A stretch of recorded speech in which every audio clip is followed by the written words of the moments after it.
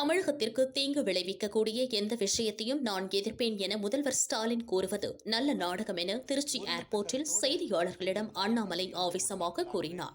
ஆனால் இங்கே tungsten mining வேண்டாம். காரணம், அழகர்மலை பக்கத்தில் இருக்குது.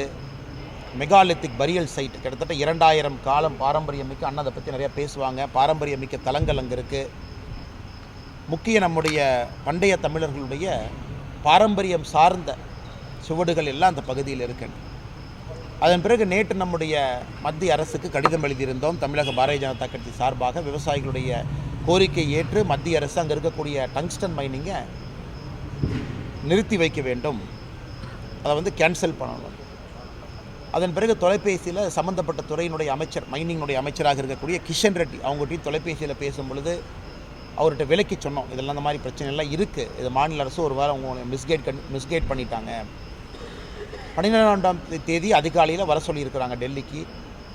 நம்முடைய மத்திய இணையமைச்சர் அண்ணன் முருகன் அவர்களும் நானும் நம்முடைய கிஷன் ரெட்டிஜி அவங்கள பார்க்க இருக்கிறோம். ஒரு நல்ல முடிவோடு தமிழகத்திற்கு திரும்பி வருவோம் 12ஆம் தேதி. அதனால் நிச்சயமாக விவசாயிகளுடைய குரலுக்கு மத்திய அரசு எப்பொழுதும் செவிசாய்த்திருக்கிறது, இந்த முறையும் செவிசாய்க்கும்.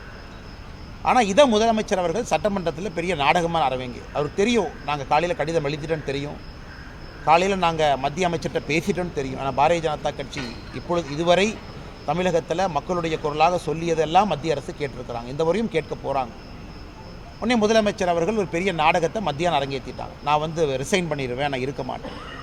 இன்றைக்கி தமிழக மக்களுக்கு தீங்கு விளைவிக்கக்கூடிய பிரச்சனைக்கெல்லாம் நான் ரிசைன் பண்ணுறேன்னா முதல்ல டாஸ்மாக் கடைக்காக முதலமைச்சர் ரிசைன் பண்ணணும்னு அன்போடு கேட்டுக்கிறேன். காலங்காத்தால் 7 மணிக்கு திருச்சியில் நல்ல வார்த்தையோடு ஆரம்பிப்போம். தமிழக நம்முடைய பெண்கள் தாய்மார்களுடைய தாலியெல்லாம் அறுக்கக்கூடிய தீங்கு விளைவிக்கக்கூடிய டாஸ்மாக் இருக்குது. முதலமைச்சர் ஏன் ரிசைன் பண்ணாமல் இருக்கார்? நான் ஃபைல்ஸ் 1 விட்டுருக்கோம், ஃபைல்ஸ் 2 விட்டுருக்கோம், இந்த ஃபைல்ஸ் 3 எலெக்ஷன் வரட்டுங்கன்னா அடுத்தது பெரிய லெவலில் கம்பைல் பண்ணியிருக்கோம். ஃபைல்ஸ் 3 கொஞ்சம் கூட்டணி கட்சியெல்லாம் சேர்த்து கவர் பண்ணலான்னு இருக்கோங்கண்ணா.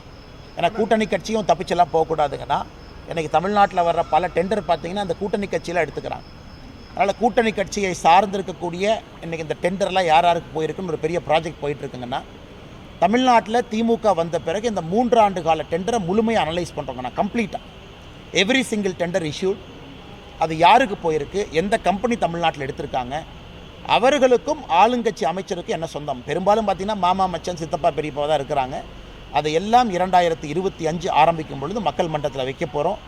அதுதான் டிஎம்கே 1ஐ விட டிஎம்கே 2 ஃபைல்ஸை விட தமிழகத்தினுடைய டெண்டர் அனாலிசிஸ் தான் மிகப்பெரிய ஒரு விஷயமாக இருக்கும். மக்கள் அதை பார்த்தாவே தெரிஞ்சிடும்.